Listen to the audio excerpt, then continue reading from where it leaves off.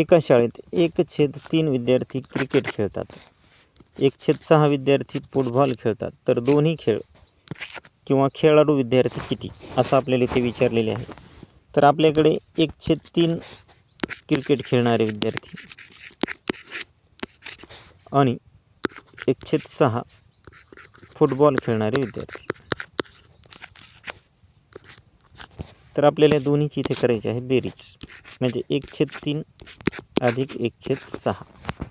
आता आपल्याकडे इथे 6 आहे म्हणून इथे गुणिले 2 करू, इथे सुद्धा गुणिले 2 बरोबर 2 1 2 आणि 2 इथे 6 अधिक 1/6.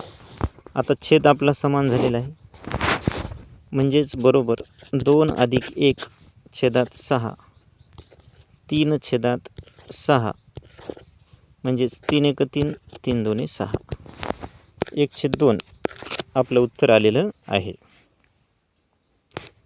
प्रश्न